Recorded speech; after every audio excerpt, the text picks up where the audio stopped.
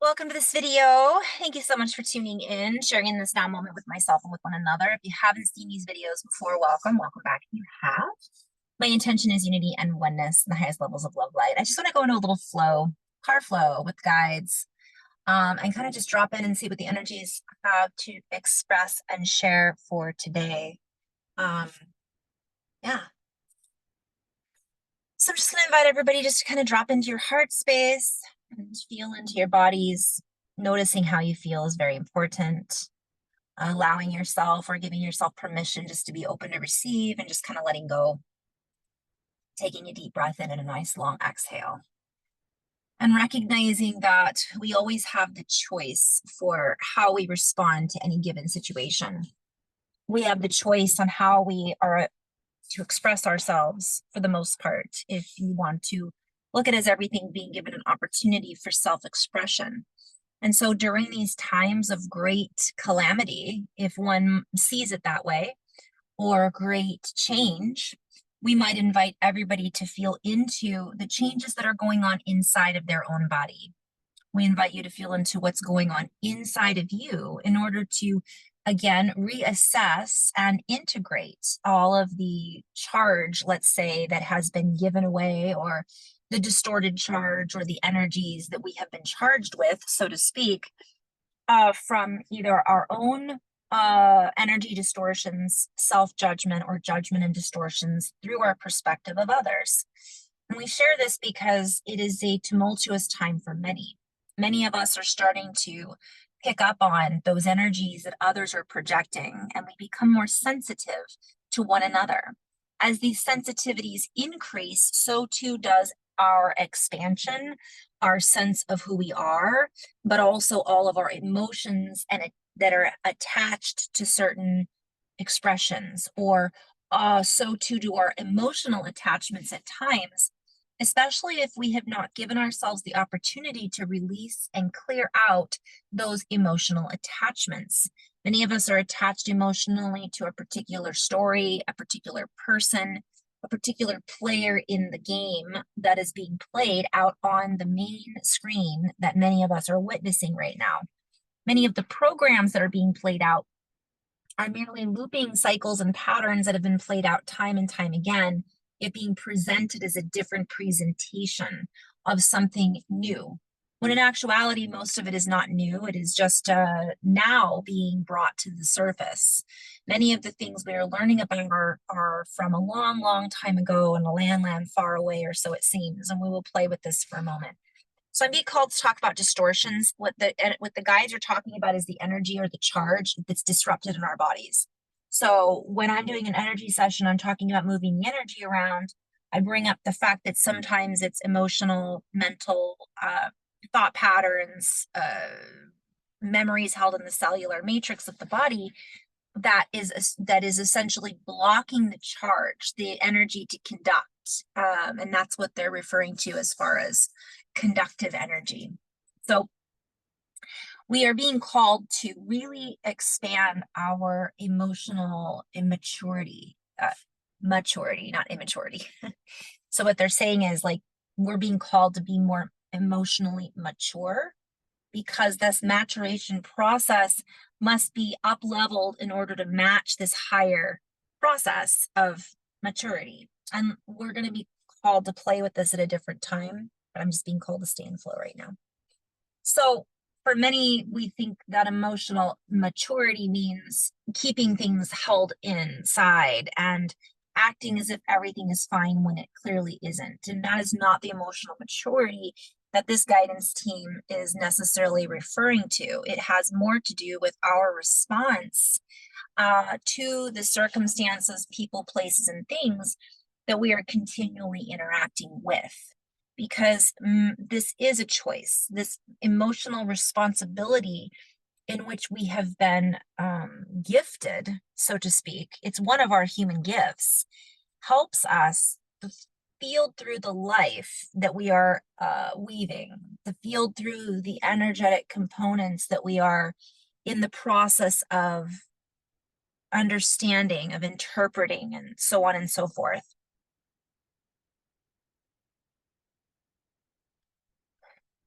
We are being called to organize our inner resources and use them to then synchronize with our outer resources, and also to synchronize with our habitual, I'm hearing new habits, to recognize the habitual programming that we've been syncing up to prior to this level of evolution. I'm hearing levolution, up leveling. So often we've been cornered into responsive action based on reaction versus our inner action, which is a resourcefulness of emotional. I'm hearing equanimity, and that's a play on words too. It's a play on words, how I'm saying it and what it's referencing. I'm seeing a reference to emotions and water, aqua. So that was a play on words. But I'm also recognizing a sense of balance and kind of keeping things in a space of balancing out the fire with the water. So it's I'm hearing it's an elemental alchemy, and processing and going through that elemental alchemy. That's even a play on words, because I'm hearing elemental, dear Watson, and I'm hearing like it's elemental to our growth. Like it's important. We can't have it if we don't get that personal growth to the truest alchemization if we are not going back to the elementals, the basic, the roots of our reality, the building structures of our reality. So I'm being called to play with that a little bit. We're being called to build our new reality by creating a much more equalized opportunity. And that's even a play on words, because we've had this idea of equal opportunity when that equal opportunity has been based around a program telling us what it means to have equal opportunity, which was not, I'm hearing, bereft of interjections and injections of unequalness in its own implementation and presentation. So it's some of this has been false stories, or stories that have become part of our reality, and that's okay. But recognizing the true equality is beyond what someone else tells us is true equality, because a lot of people are basing, and by the way, this whole topic isn't around equality, it's everything. So what do we believe equality means? What do we believe reality means? What do we believe about our reactions to things? What do we believe about the stories that we're being told? How are we responding to these stories with words, with emotions, in physicality? Because again, it's just because somebody tells us that's the truth, it doesn't mean that is the truth. But there's also a lot of truthers out there who are getting their information the same way. And this is a little tricky message that I'm kind of trying to kind of play with a little bit. So let's go into that a little deeper. For many of us are receiving our information from outside sources, and no matter how validated this information may be, the sources that the information is being validated from may not hold true validity. And this is the difficulty of these times, because everything is intermeshed and interwoven together for the pure purpose of confusion, but also for the pure purpose of truth being revealed. And so truths are being revealed, interlaced with or injected with certain pieces of misinformation or mistruth, meaning information that we've missed in the past, or information that has been misrepresented, so to speak, that has given us too much information that makes it difficult for us to differentiate between one and the other. And we would venture to say that the information and the truthfulness is not necessarily as important as the way in which we are responding to the information that is being processed, communicated, shared, etc., etc. For we are being called to recognize that our communication through the internet, through our voice, through our sound, through everything is being is under the process of being shifted, changed, and morphed as well. It's going through an alchemization in itself. So getting back to the basics, and I'm hearing again, elemental, dear Watson, like the basics of reality is so important right now. No matter what you believe your reality looks like, getting back to nature, getting back to nurturing, getting back to focusing on inner growth, getting back to what you feel inside of your own body. For you have the mechanisms to see through and feel into the distortions that are being mechanically overlaid, mixed in with the true energies that are trying to be revealed. And so while this is happening, the more we can tune into our own sense of nourishment, our own sense of, again, I'm hearing the word equanimity, resourcefulness, our own truth, which is how we need, what we need to survive, what we need to thrive, not just what we believe we need to survive. Like, do we have food? Do we have a place to sleep? Do we have somebody that we can consider a friend? Do we have the ability to step out in nature and spend some time with something that is bigger than us from one perspective? Because this is going to be what is actually the mechanism that is required to up level. And so without getting stuck in the lower levels that are seeking to sync us, so to speak, or to sync up with us. What I'm seeing is like there's this layer of I don't want to call it dark matter, but that's what I'm being shown. We'll call it sludge. That's full of like electricity and kind of a lot of thought patterns. Energetically, what I'm seeing, that's kind of like a separation of densities, so to speak. Like it's kind of, but you also have the bigger picture, which encompasses that as well. So it's almost like, can we get through that sludge and see above the clouds, so to speak? I'm being shown like when you fly through the clouds in a plane, you can't see. And that's what the sludge looks like. But then when you get above the clouds, you look down and go, wow, okay, I have an eagle eye view of what that was like. I feel different now. And so what I'm being shown is a lot of that sludge is actually still being projected around us. And many of us are so used to operating in that environment that it feels normal to stay there. And it almost feels harder or less normal to move above it, to get out of it, to not worry about it, to not react to it. And I'm also being shown that that sludge doesn't have like a foundation. It's almost like floating sludge. So it's not really foundationally anchored in anymore from what I'm being shown. Meaning it's there, but it's almost like I'm being shown a floating dock. It's not completely anchored down. So when I said earlier, syncing up with it, like the more we tie into it, the more it grows and responds. And it's like a fake system, right? That we're then docking into, that we feel like is real, but it's not. And it's that distraction from, again, there's no place like home. It's like, wow, it seems so real, but it's really just a perpetuated program that we have been uh, physically, emotionally, mentally responding to our whole lives.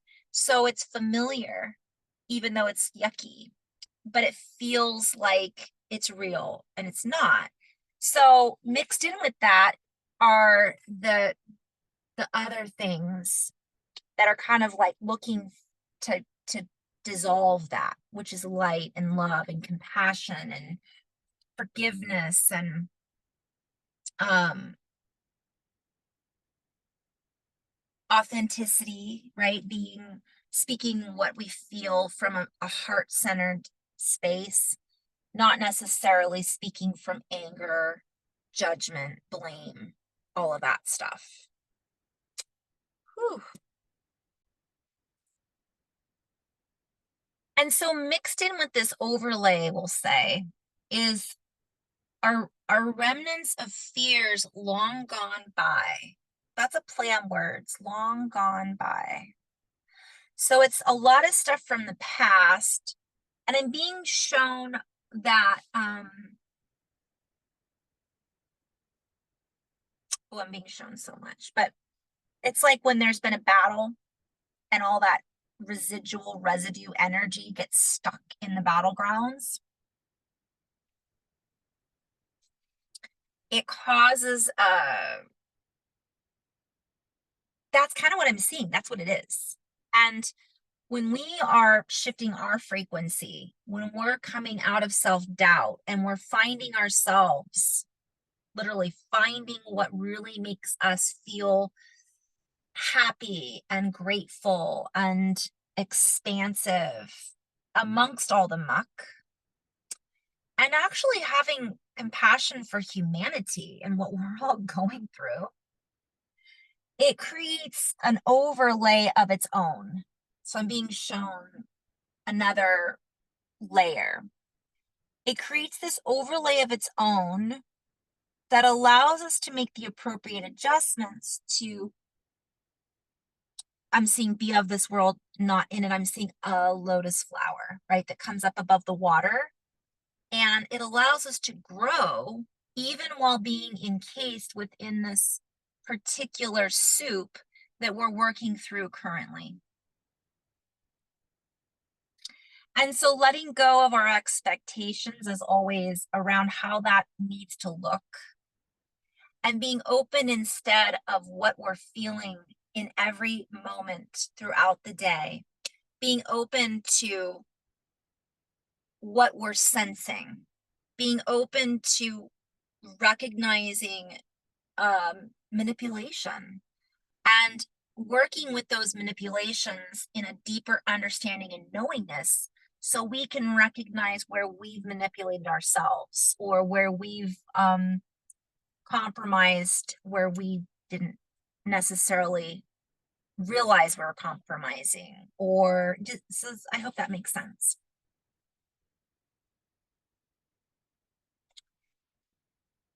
And this overlay, okay, I'm seeing there's also a golden overlay and a golden grid that has been integrated, but that's a whole other video. We're just talking about the sludge right now. That's kind of that cloud pattern that's over a lot of people right now. And so this overlay is full of distortions and realities and bubbles of things that are not necessarily lining us up with our highest intentions. Yet when we line up with our highest intentions, I'm hearing for all intensive purposes, plan words, we end up allowing our energies to essentially um, dissolve and integrate, even while living among the muck and mire. We begin to utilize everything as a resource. We begin to recognize each and every interaction we have, whether it be with another human or a story or any of these bubbles of this particular layer of reality. We begin to use all of it as a resource to ignite our intention, to spark our fire, to change things, to feel purposeful, or to feel our purpose or mission in life, to feel, uh, just to feel. For the sludge for a long time has created a blanket around many of our hearts, and many people became complacent. And on a, I'm seeing a line, uh, a moving elevator, but not going up, just, not just kind of, oh, the video I did yesterday or the day before had to do with atrophy. So what I'm being shown is a lot of people had atrophy. It felt like we were moving. It felt like but we were just going through the motions of our everyday lives, not necessarily truly recognizing our fuller potential. And so what we're experiencing now is actually giving us an opportunity very quickly to move into a space of movement, of feeling, of dissolution of the old, dissolving. And this is a heightening at this time, offering us opportunity in a heightened sense of inner equanimity. It's equanimity, but I keep saying equanimity. An inner sense of feeling more wholeness and completeness with our own sense of self when we see the distortions clearly reflecting something that is not necessarily part of our reality anymore, or it is a reflection of something we are or have been that we need to see in order to allow it to dissolve out of our reality, to sync up into our higher vibrational version of reality, if we wish to call it that. So I hope that was helpful for someone. A lot of us are feeling this overlay, this residual gunk, you know, goo type energy. And some people are just handling it better than others. And so one day it might be you that's handling it better, and other day it might be your neighbor. And we all kind of help support each other when we recognize that we really are, you know, united through this unified field, if we want to call it that. So, yeah. In love and light, guys, thanks for tuning in. Thanks for sharing these videos. I greatly appreciate it. And thank you so much for just doing whatever you can to maintain that heart coherence, even in a state of, bereavement, or in a state of frustration. Coming back to gratitude, coming back to that heart space as often as we can, doesn't mean we're going to be able to keep that composure throughout the day, but it means that we're able to send out that signal. And of course, the more of us that do that on a regular sustained basis, the more easily we begin to be able to sustain those frequencies on a regular basis, right? Because it's neuroplasticity, right? It's like the reprogramming the brain, and it's done through here. So, to be continued in love and light. Namaste.